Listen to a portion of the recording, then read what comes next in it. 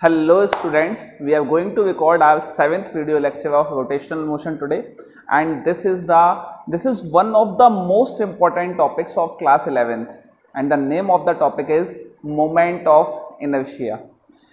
हम moment of force पढ़ चुके हैं, मोमेंट ऑफ मास पढ़ चुके हैं, मोमेंट ऑफ मोमेंटम पढ़ चुके हैं, ये सारी चीज़ें हमने स्टडी की हैं। आज देखते हैं कि ये मोमेंट ऑफ इनर्शिया क्या होता है। इससे पहले कि अपन स्टार्ट करें कि मोमेंट ऑफ इनर्शिया क्या होता है, एक्चुअली हमें पता होना चाहिए कि इनर्शिया क्या होता है। तो देखिए, इनर्शिया के बारे में अगर आप डेफिनेशन को रिकॉल करें, so inertia is the a body which is at rest will remain at rest, a body which is in motion will remain in motion. This is the entire definition of inertia. यही inertia होता है। कोई body अगर rest में है तो वो rest में रहेगी, मोशन में है मोशन में रहेगी। कब तक? जब तक उस पर एक्सटर्नल फोर्स नहीं लगता। मतलब वो बॉडी अपने आप से अपनी पोजीशन को चेंज नहीं कर सकती, अपनी स्टेट को चेंज नहीं कर सकती। ये टेबल अभी रेस्ट पे है तो ये रेस्ट पे ही रहेगी जब तक इस पे कोई एक्सटर्नल फोर्स ना लगे। ये फैन अभी मूव कर रहा है तो वो ये मूव ही करता रहेगा जब तक इस पे कोई एक्सटर्नल फोर्स ना लगे रोकने के लिए। तो कोई भी चीज अपने आप से अपनी स्टेट को नहीं बदल पाती, इस चीज को हम बोलते हैं क्या? इनर्शिया। ठीक है, ये आप पढ़ चुके हैं। अब बात करते हैं कि मोमेंट ऑफ इनर्शिया क्या होता है। किसी भी चीज के आगे, किसी भी क्वांटिटी के आगे जब आप मोमेंट ऑफ लगा देते हैं, इसका मतलब आप बात कर रहे हैं रोटेशनल मोशन की। इसका मतलब यह है कि कोई भी बॉडी जब रोटेट कर रही है तो उस टाइम पे इनर्शिया का क्या रोल होगा। तो सवाल ये है कि इनर्शिया, हमने डेफिनेशन क्लियर कर ली, लेकिन किसी भी चीज के पास इनर्शिया आता किस वजह से? कोई भी बॉडी है उसके पास इनर्शिया ज्यादा होगा कम होगा, ये किस बात पे डिपेंड करेगा? फॉर एग्जाम्पल, ये एक बॉटल है, इसको मूव कराना है, मतलब इसकी स्टेट बदलनी है, तो मैं इसको इजीली मूव कर सकता हूं। लेकिन ये टेबल रखी हुई है, इसकी स्टेट अगर बदलनी है तो मुझे फोर्स ज्यादा लगानी पड़ेगी। मतलब ये अपनी स्टेट से दूसरी स्टेट में आएगा, मतलब इसकी स्टेट कब चेंज होगी? जब इसके पास इस पर फोर्स ज्यादा लगेगा। इसका मतलब इसका इनर्शिया क्या है? ज्यादा है। इसका इनर्शिया क्या है? कम है। तो इसका मतलब यह है कि इनर्शिया डिपेंड करता है किस पे? मास पे। जिस चीज का मास ज्यादा उस चीज का इनर्शिया ज्यादा। एक ट्रक और एक बाइक, कंपैरिजन बता रहा हूं। सवाल ये, दोनों में से इनर्शिया ज्यादा किसका है? ट्रक का मास ज्यादा है, बाइक का मास कम है, तो ट्रक का इनर्शिया ज्यादा हुआ, बाइक का इनर्शिया कम हुआ। अब ट्रक को चलाने के लिए भी फोर्स, टॉर्क ज्यादा लगती है, बड़ा इंजन लगा हुआ है ट्रक के अंदर। बाइक को चलाने के लिए एनर्जी या जो टॉर्क है वो कम लगती है। दोनों में अंतर समझ में आ रहा है? ठीक है। बाइक आसानी से रुक जाती है, ट्रक इतनी आसानी से नहीं रुकेगा। वहां पावर ब्रेक्स लगे होते हैं जो ट्रक को रोकते हैं। इसीलिए ट्रक को चलाने के लिए ताकत भी ज्यादा लगी, उसको रोकने के लिए ताकत भी ज्यादा लगी। ट्रक का इनर्शिया क्या है? ज्यादा है। तो हमने एक चीज आपके दिमाग में बैठ गई होगी कि इनर्शिया किस पे डिपेंड करता है? मास पे। अब अगर वही मास रोटेशनल मोशन में आ जाए, मींस ये कोई बॉडी है and this body is rotating. मैं यहां से दिखाता हूं, क्लियरली नजर आएगा। ये बॉडी रोटेट कर रही है। अब इस रोटेट करती हुई बॉडी पे हर जगह कुछ मास है, ठीक है। लेकिन मान लीजिए कि इसका मास यूनिफॉर्मली डिस्ट्रीब्यूटेड ना होता, इसका मास का जो डिस्ट्रीब्यूशन है वो यूनिफॉर्म ना होता। मतलब यहां से ये थोड़ी ज्यादा मोटी होती, यहां से ये पतली होती, तो जो इसका इनर्शिया है वो इस बात पे भी डिपेंड करता कि मास लोकेटेड कहां है। जितना ज्यादा दूर मास होता, इसके रोटेशन में उतना ही ज्यादा टॉर्क लगाना पड़ता। जितना पास मास होता उतना ही कम टॉर्क लगाना पड़ता इसके रोटेशन के लिए। क्या समझ में आ रही है ये बात? तो इसका मतलब moment of inertia is what? Moment of inertia इस बात पर डिपेंड करता है कि किसी भी बॉडी जो रोटेट कर रही है उस पे मास कहां कहां लोकेटेड है, उसके हिसाब से उसका मोमेंट ऑफ इनर्शिया कैलकुलेट किया जाता है। ठीक है, तो सबसे पहले तो हम मोमेंट ऑफ इनर्शिया की डेफिनेशन लिखेंगे, देन हम कैलकुलेट करेंगे कि उसका फॉर्मूला क्या बनेगा, और कल हम पढ़ेंगे theorems of moment of inertia. आज नहीं पढ़ेंगे, दो थ्योरम्स है मोमेंट ऑफ इनर्शिया की, एक परपेंडिकुलर एक्सिस थ्योरम, एक पैरेलल एक्सिस थ्योरम, ये हम कल पढ़ेंगे।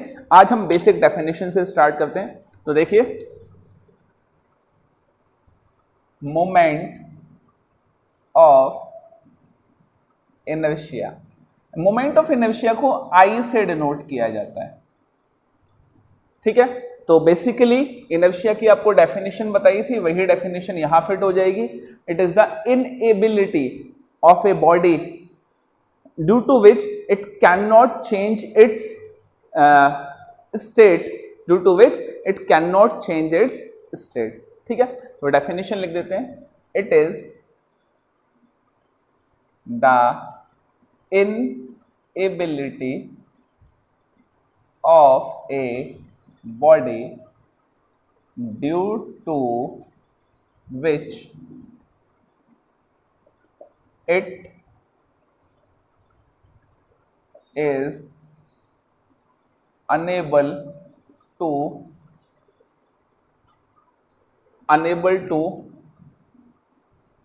change its state of motion, due to which it is unable to change its state of motion। क्या समझ में आ गई बात? चलिए अब देखिए, ये तो बात हुई इसका डिस्क्रिप्शन कि मोमेंट ऑफ इनर्शिया होगा क्या, रोटेटिंग बॉडी के लिए यूज होगा।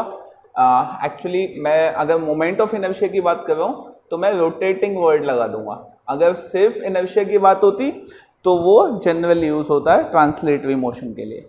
अब ये इसका डिस्क्रिप्शन हो गया। अब टेक्निकल डेफिनेशन जो आपको फॉर्मूला एक्सट्रैक्ट करने में हेल्प करेगी। तो देखिए टेक्निकल डेफिनेशन क्या होगी, इसका फॉर्मूला हम लिख देते हैं।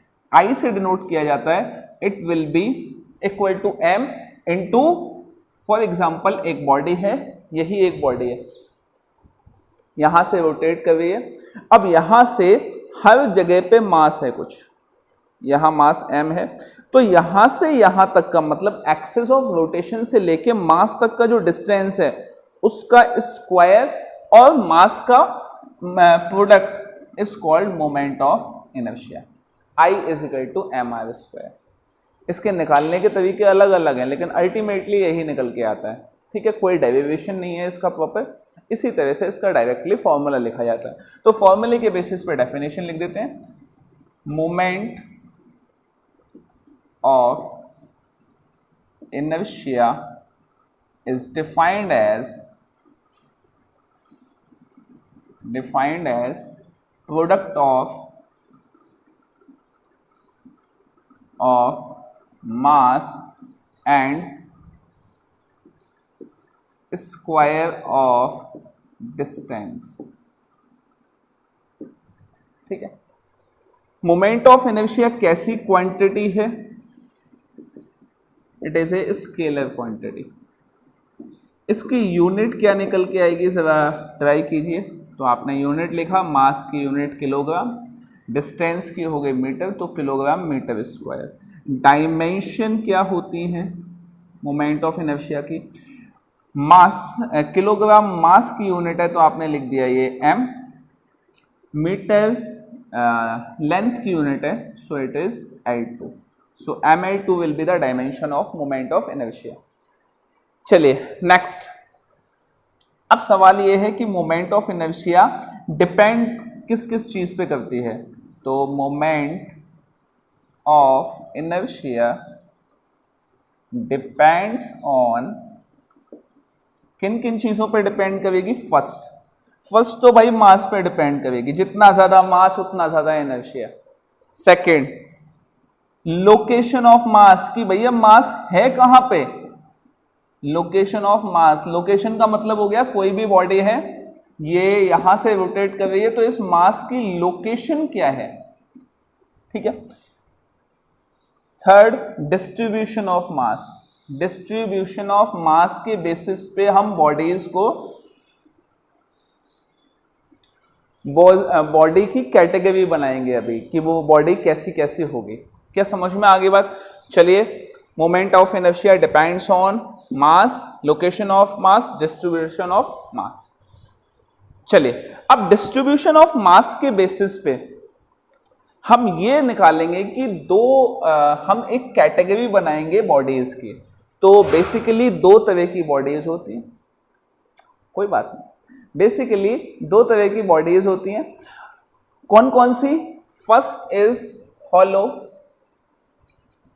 And second is solid. बड़ा ध्यान से सुनना, इंटरेस्टिंग कॉन्सेप्ट है समझने के लिए। एक हॉलो बॉडी है आपके पास और एक सॉलिड बॉडी है, हॉलो और सॉलिड। मैं हॉलो बना देता हूं। हॉलो कैसी? ये स्फेरिकल शेल है। कैसी है? Spherical shell. शेल का मतलब तो समझते हो, अंदर से खोखली है, ये हॉलो है ये, ठीक है। और ये सॉलिड स्फीयर है।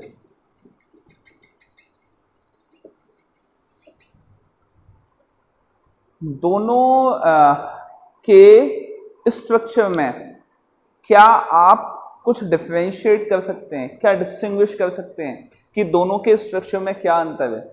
साफ साफ अंतर नजर आ रहा है। ध्यान से अगर आप देखें, अगर मैं स्फीयर की बात करूं तो फॉर एग्जांपल ये इसका सेंटर है, ये इसका सेंटर है। स्फीयर की बात करूं तो स्फीयर पे मास हर जगह डिस्ट्रीब्यूटेड है, हर जगह मास डिस्ट्रीब्यूटेड है।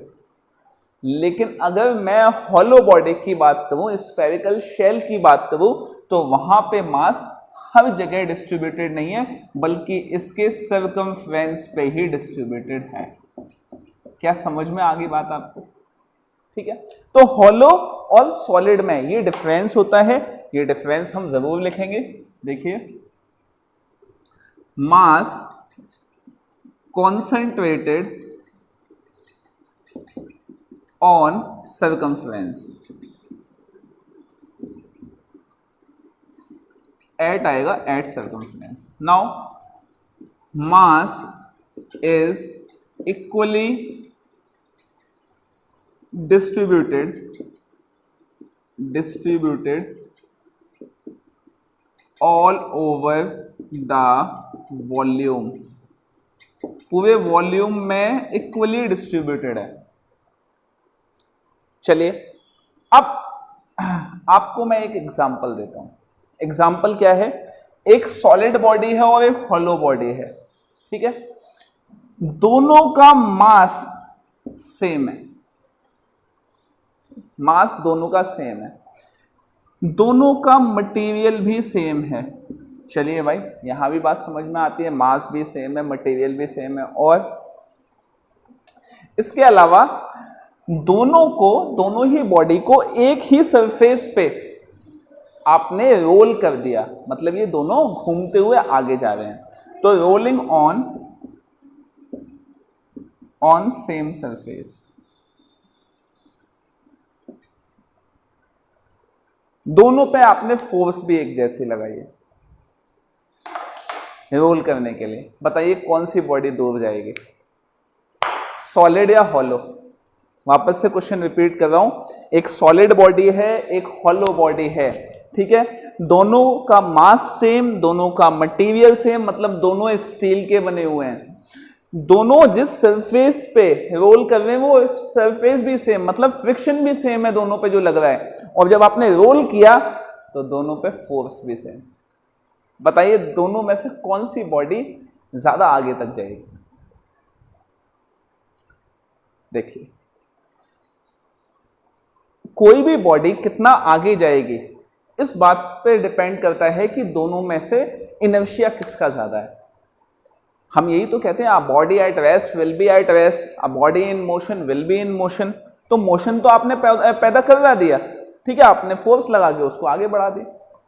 अब सवाल ये है कि दोनों कितना आगे जाएंगी, जिसका इनर्शिया ज्यादा होगा वो आगे जाएगी, ठीक है। मैंने कहा ना, एक ट्रक है एक बाइक है, दोनों 80 की स्पीड पे जा रहे थे, दोनों ने रुकने की कोशिश की, मतलब ब्रेक नहीं लगाए, ब्रेक दोनों ने ही नहीं लगाए। आप इमेजिन करो 80 की स्पीड के बाद आपको गाड़ी रोकनी हो, ब्रेक नहीं है, गियर की वजह से आपको नहीं रोकनी है, और ऐसे ही अपने आप वो जाके कहीं रुक जाए, तो आप पाएंगे कि ट्रक ज़्यादा आगे रुकेगा जाके, क्योंकि उसकी स्पीड ज़्यादा है, मतलब उसका मास ज़्यादा है, उसका इनर्शिया ज़्यादा है। तो इन दोनों में से सवाल ये है कि इनर्शिया ज़्यादा किसका है, सॉलिड बॉडी का ज़्यादा है या हॉलो बॉडी का ज़्यादा है? हाँ, कंफ्यूजन चल रहा है दिमाग में। सोचिए सोचिए कि दोनों बॉडीज में से किसका इनर्शिया ज़्यादा है, सॉलिड बॉडी का इनर्शिया ज़्यादा है या हॉलो बॉडी का ज़्यादा है? तो देखिए, अगर मैं बात करूं इसकी, पहले मैं सॉलिड की बात करता हूं। तो सॉलिड की मैंने कहा कि मैंने कुछ सर्कल्स बना दिए ऐसे, ये एक सर्कल बना दिया जिसका रेडियस है r1, ये दूसरा सर्कल बना दिया जिसका रेडियस है r2, ये तीसरा सर्कल बना दिया जिसका रेडियस है r3, और ये फोर्थ सर्कल यहाँ पे है ही, ये है r4।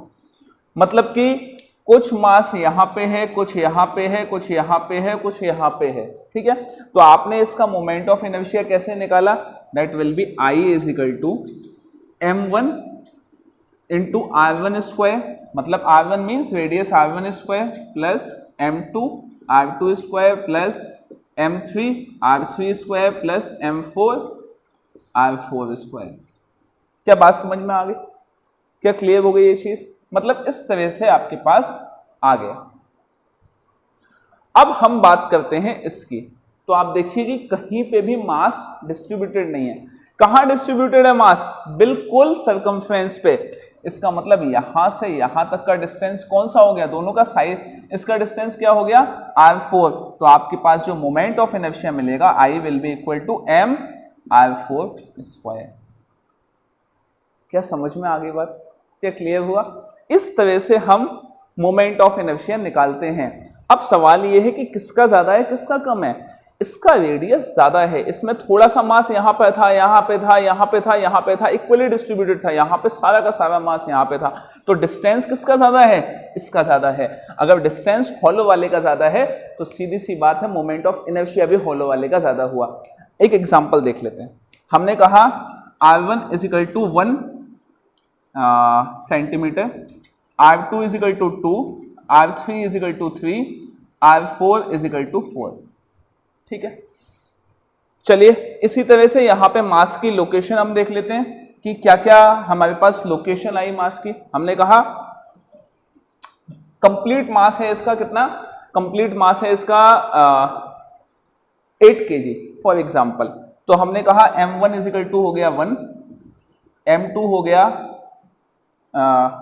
2, m3 हो गया 3, सो 3 प्लस 2 5, 5 प्लस 1 नहीं, इसको भी 1 कर दीजिए 5, और m4 हो गया क्या? 3। ये वैल्यूज आ गई आपके पास। आपको कंप्लीट वैल्यू निकालनी है। कंप्लीट 8 kg मास हो गया, 1 प्लस 1 2, और ये 6 8 हो गया। अब देखिए मोमेंट ऑफ इनर्शिया निकालेंगे हम। I is equal to m1 r1 square.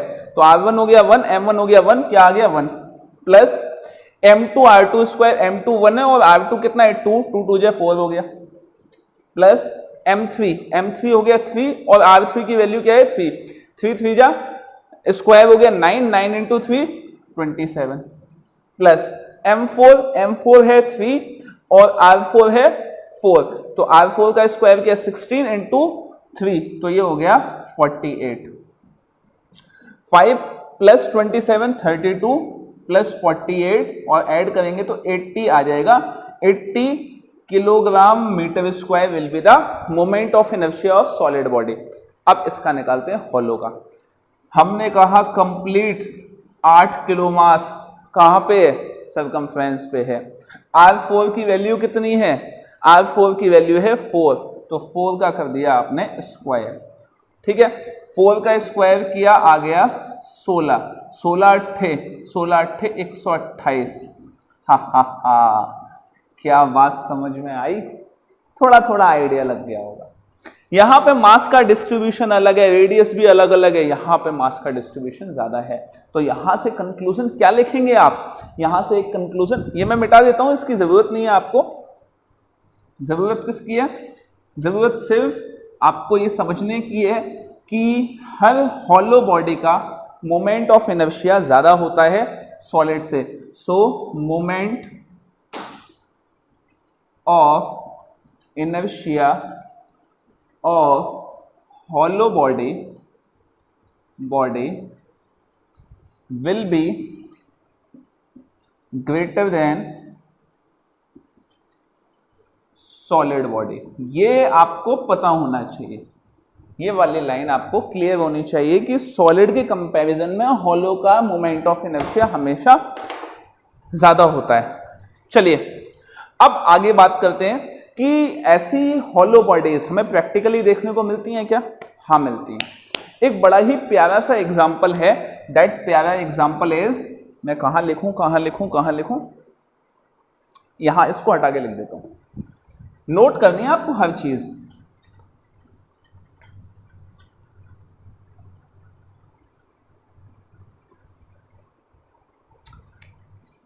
एक फ्लाईव्हील क्या होता है?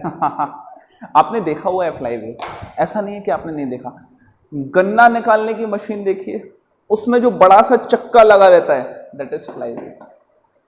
वो कैसा होता है? सॉलिड होता है, हॉलो होता है? मतलब आपको ऐसा देखने में आता है, ऐसा आता है? ये ऐसा होता है। फ्लाईव्हील जो आपको मिलेगा वो ऐसा मिलेगा, और बीच में इसको कनेक्ट करने के लिए, सेंटर से कनेक्ट करने के लिए इस तरह से वो लगा होता है दोनों side. This is centre of flywheel. सारा का सारा मास कहाँ कॉन्सेंट्रेटेड है? बाहर कॉन्सेंट्रेटेड है। अब फ्लाईव्हील क्यों यूज किया जाता है, सॉलिड क्यों नहीं यूज किया जाता? क्योंकि सीधी सी बात है, हॉलो है तो इसका मोमेंट ऑफ इनर्शिया ज्यादा होगा, इसका मोमेंट ऑफ इनर्शिया कम होगा। ठीक है, अब सॉलिड का मोमेंट ऑफ इनर्शिया अगर कम होगा तो आप कहेंगे अच्छी बात है ना सर, उसको चलाने के लिए इंजन जो है वो कम एनर्जी लेगा। सही बात है, इंजन कम एनर्जी लेगा, लेकिन जब गन्ना उसमें डाला जाएगा और आप देखते हैं कि गन्ना जब अटक जाता है तो उस कंडीशन में इंजन को बहुत मेहनत करनी पड़ती है। अब अगर इसका मोमेंट ऑफ इनर्शिया उस टाइम पे कम हो गया तो ये सॉलिड वाला जल्दी रुक जाएगा, गन्ना ये पीस ही नहीं पाएगा। लेकिन अगर हॉलो वाले का मोमेंट ऑफ इनर्शिया इसका हमेशा ही ज्यादा होता है, इसका मोमेंट ऑफ इनर्शिया ज्यादा होगा तो ये गन्ने को पीसते हुए आगे निकल जाएगा। ये एक एग्जांपल हुआ फ्लाईव्हील का। ऐसे ही एक और एग्जांपल है हमारी बाइक का। बाइक के जो व्हील हैं, पहले जब व्हील का इन्वेंशन हुआ था तो व्हील सॉलिड हुआ करते थे।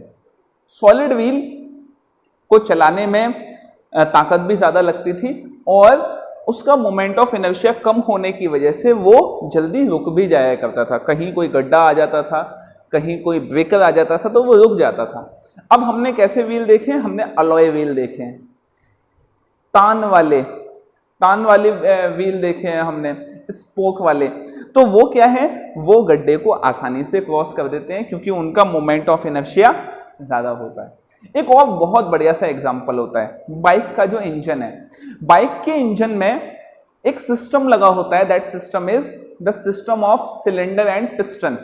पिस्टन और सिलेंडर का एक इंजन सिस्टम होता है उसमें। अब पिस्टन और सिलेंडर कैसे कनेक्टेड होते हैं? ये होता है सिलेंडर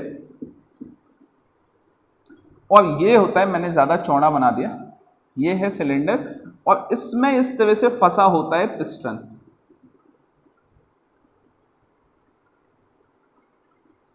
दिस इज पिस्टन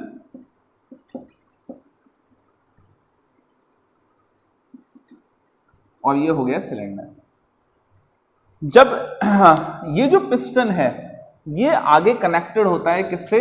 ये आगे कनेक्टेड होता है इंजन से। इंजन से कनेक्टेड होता है तो एक्चुअली क्या होता है कि ये सिलेंडर में यहां पे पेट्रोल बर्न होता है, यहां पे पेट्रोल जलता है। पेट्रोल जब जलता है तो वो गैसेस में कन्वर्ट होता है, गैसेस में कन्वर्ट होता है तो इसका वॉल्यूम बढ़ जाता है। इसका वॉल्यूम जब बढ़ जाता है तो होता यह है कि ये वॉल्यूम धक्का देता है किसको? पिस्टन को। पिस्टन ऊपर जाता है, ये पिस्टन आगे जो कनेक्टेड है वो आगे चेन गियर सिस्टम से कनेक्टेड है और गियर सिस्टम आगे व्हील से कनेक्टेड है। तो ये जब आगे जाता है तो उस कंडीशन में, सॉरी मैंने ये गलत बना दिया, ये वाला सिस्टम कुछ ऐसे बनेगा, उल्टा बनेगा। ये देखिए, ये पिस्टन और ये सिलेंडर और ये पिस्टन, इस तरह से। ये सिस्टम है, ये सिलेंडर हो गया और ये पिस्टन हो गया। अब जब इसको कनेक्ट करते हैं तो ये किससे कनेक्टेड है, ये आगे व्हील से कनेक्टेड है। यहां पे पेट्रोल बर्न हुआ तो पेट्रोल की गैसेस ने इस पे प्रेशर डाला तो क्या हुआ कि ये आगे नीचे आया और ये नीचे यहाँ पे फ्लाई व्हील से कनेक्टेड है, ये फ्लाई व्हील से कनेक्टेड है। इसने क्या किया, जब ये पिस्टन नीचे आया तो इसने फ्लाई व्हील को घुमा दिया। फ्लाई व्हील आगे व्हील से कनेक्टेड है, आपकी बाइक के व्हील से, और बाइक का व्हील भी घूम गया। अब सवाल ये है कि ये नीचे तो आ गया, गैसेस ने प्रेशर डाला तो नीचे तो आ गया, अब ये ऊपर कैसे जाएगा? वो ऊपर ऐसे जाएगा कि इसने जो आधा घुमाया है उसकी वजह से इसके पास मोमेंट ऑफ इनर्शिया आ चुका है। मतलब a body at motion in motion will be in motion will remain in motion. तो इसके पास जो मोशन आ गया है उसकी वजह से आधा तो ये गैसेस की वजह से घूमा और आधा ये अपने मोमेंट ऑफ इनर्शिया की वजह से घूमेगा, तो ये वापस ऊपर चला जाएगा और ये व्हील जो आगे कनेक्टेड है वो भी इस तरह से कंप्लीट रोटेशन लेने लग जाएगा। तो अगर यहाँ पे फ्लाई व्हील ना होके, मींस हॉलो ना होके, क्या होता है, यहाँ पे सॉलिड होता, तो सॉलिड में वो काम नहीं हो पाता। सॉलिड में मोमेंट ऑफ इनर्शिया कम होता, ये व्हील कंप्लीटली रोटेट नहीं कर पाता। क्या समझ में आ गई बात, क्या क्लियर हो गई?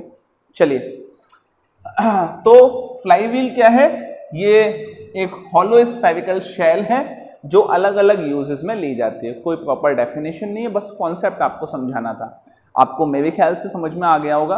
हाँ, वो जो पिस्टन वाला मैंने पहले उल्टा बना दिया था, ये एग्जैक्ट डायग्राम है उसका। ठीक है, चलिए, तो यहां कंप्लीट होता है ये मोमेंट ऑफ इनर्शिया, कंप्लीट नहीं होता सॉरी इंट्रोडक्टरी पार्ट कंप्लीट होता है। कल हम पढ़ेंगे theorems of moment of inertia. चलिए, थैंक यू सो मच।